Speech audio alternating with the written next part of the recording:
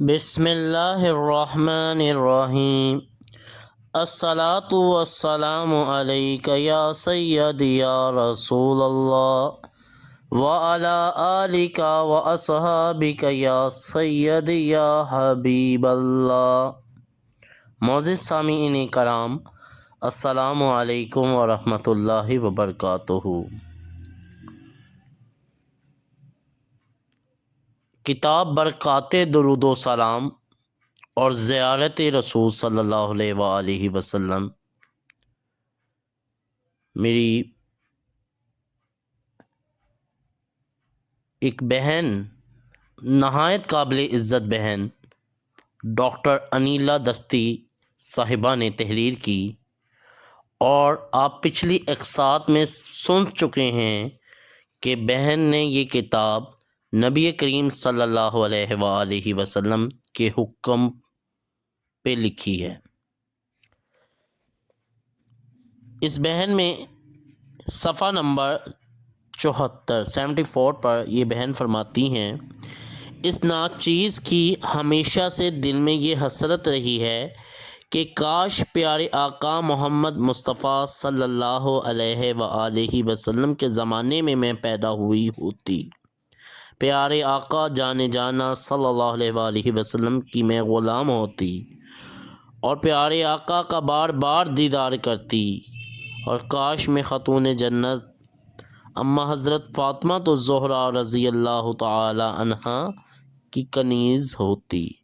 اے کاش میرے جان سے پیارے آقا جان صلی اللہ علیہ وآلہ وسلم کے زمانے میں میں پیدا ہوتی، مگر یہ ہمارے نصیب میں نہ تھا کہ شہنشاہ آقا محمد مصطفیٰ صلی اللہ علیہ وآلہ وسلم کے زمانے میں پیدا ہوتے، اور پھر یہ ناچیز اپنی گناہ گار آنکھوں سے اس نور مجسم محمد مصطفیٰ صلی اللہ علیہ وآلہ وسلم حسن کے پیکر کو دیکھتی کہ جن کی وجہ سے چاند اور سورج کو نور اور آسمان اور زمین کو رنگ و روپ ملا۔ پھر ہم جیسے عاشق اپنے دلوں میں یہ حسرت دن و رات سنبھال کر رکھتے ہیں کہ اے کاش کب آقا جان صلی اللہ علیہ وآلہ وسلم کی خواب میں زیارت نصیب ہوگی، اے کاش کب آقا صلی اللہ علیہ وآلہ وسلم ہمارے گھر کو اپنے نور سے چمکائیں گے اور اپنی خوشبو سے مہکائیں گے۔ سنا ہے آپ ہر عاشق کے گھر تشریف لاتے ہیں، سنا ہے آپ ہر عاشق کے گھر تشریف لاتے ہیں، میرے گھر پہ بھی ہو جائے چراغ یا رسول اللہ، میرے گھر پہ بھی ہو جائے چراغ یا رسول اللہ صلی اللہ علیہ وآلہ وسلم۔ پھر مزید اس کتاب میں ڈاکٹر انیلا دستی صاحبہ تحریر فرماتی ہیں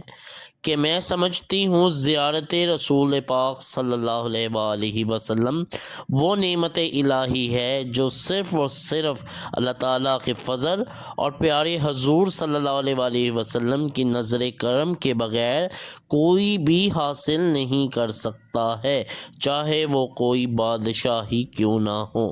میں زیارت رسول اللہ صلی اللہ علیہ وآلہ وسلم کے لیے جن خواتین کے خواب اس کتاب میں شامل کرنے کے لیے منتخب کر رہی تھی، تو ان خوش نصیب خواتین کو جن کو پیارے آقا جان صلی اللہ علیہ وآلہ وسلم کی زیارت نصیب ہوئی، ان سب میں جو مشترکہ باتیں تھیں یا جو ذکر و اذکار وہ کرتی تھیں یا وہ جو نیک عمل کر رہی تھیں، وہ یہ ہیں: زیادہ تر خواتین نماز اور روزوں کی پابند تھیں،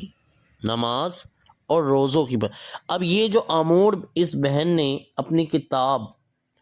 برکات درود و سلام اور زیارت رسول صلی اللہ علیہ وآلہ وسلم میں لکھے ہیں، یہ صفحہ نمبر 74 پہ لکھے موجود ہیں۔ اگر آپ اس کا مطالعہ کریں اب اس کتاب میں بہن کہتی ہیں کہ میں نے اپنی کتاب میں جتنے بھی درود شریف اور زیارت رسول کی والی بہنیں دیکھیں ان سب میں یہ امور مشترک تھے، یہ نیک اعمال وہ کیا کرتی تھیں۔ اور ان امور کو ذرا دھیان سے سنیے گا۔ نمبر 1، نماز اور روزوں کی پابند تھی، نماز اور روزوں کی پابند تھی۔ نمبر 2، درود شریف کثرت سے پڑھنا، خاص کر اجتماعی درود خوانی، درود شریف کثرت سے پڑھنا، خاص کر اجتماعی درود خوانی۔ سنتوں پر مکمل عمل، سنتوں پر مکمل عمل، ہر وقت باوضو رہنے کی کوشش کرنا، ہر وقت باوضو رہنے کی کوشش کرنا۔ تمام خواتین پردے دار تھیں۔ رسول اللہ صلی اللہ علیہ وآلہ وسلم کا عشق اور ادب دل میں رکھنا۔ اب اکثر لوگ ہم سے سوال کرتے ہیں کہ زیارت رسول کیسے کی جا سکتی، زیارت رسول کیسے اور کیوں کر ممکن ہے، یہ اکثر لوگ ہم سے سوال کرتے ہیں۔ اور یہ جو بہن نے امور بتائے ہیں، جو خواتین مشترک تھے، جو نیک اعمال وہ بہنیں کر رہی تھیں، اگر ہم سب جو لوگ بھی زیارت رسول صلی اللہ علیہ وآلہ وسلم چاہتے ہیں نا،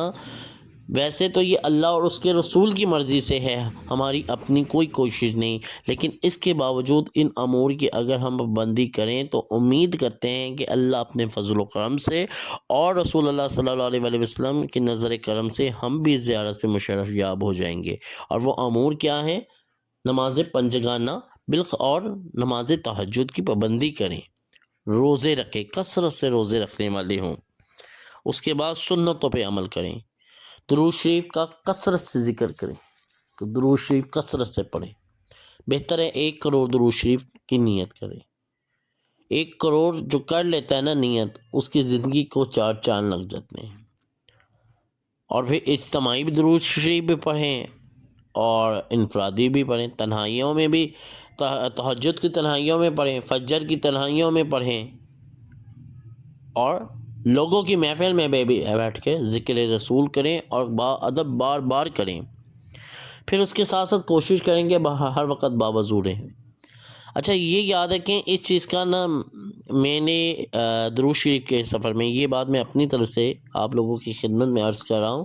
کہ میں نے درود شریف کے سفر میں جتنے لوگ ایسے دیکھے جن کو زیارت رسول پاک صلی اللہ علیہ وآلہ وسلم کا شرف حاصل تھا نا،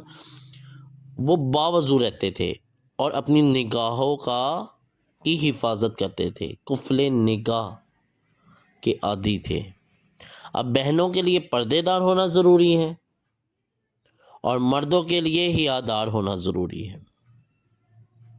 ایمان والوں کی جو نشانی دین اسلام بتاتا ہے نا، وہ یہ ہے کہ آنکھوں میں حیا ہو، دل میں حیا ہو، مرد حیا ہو، آنکھوں کا پردہ رکھے، حرام چیزوں سے اپنی آنکھوں کو روکے، اپنی زبان کو روکے، اور بہنیں جو ہیں وہ اپنے پردے کا خاص خیال رکھیں، اور رسول اکرم صلی اللہ علیہ وآلہ وسلم کا دل میں عشق ہو تو انشاءاللہ امید قوی ہے کہ اللہ تبارک و تعالیٰ کے فضل و کرم سے اور رسول اللہ صلی اللہ علیہ وآلہ وسلم کی نظر عنایت و توجہ اور کرم سے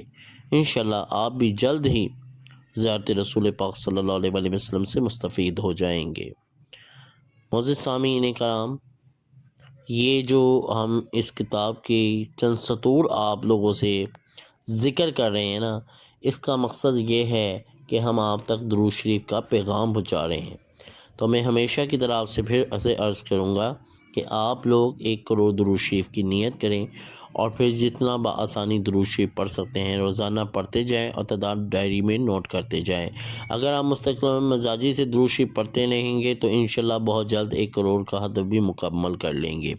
اور میری نظر میں وہ انسان بہت خوش نصیب ہوگا کہ جب آخری سانس نکلے گی اور نامہ اعمال کھولا جائے گا قبر میں، حساب کتاب شروع ہوگا، تو اس کے نامہ اعمال سے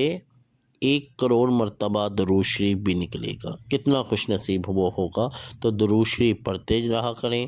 درود شریف پڑھتے جائیں، درود شریف پڑھاتے جائیں، درود شریف لکھتے اور لکھواتے جائیں، 1 کروڑ درود شریف کی نیت کرتے اور کرواتے جائیں۔ دعاؤں میں مجھے اور کل امت محمدیہ کو یاد رکھیں۔ السلام علیکم ورحمۃ اللہ وبرکاتہ۔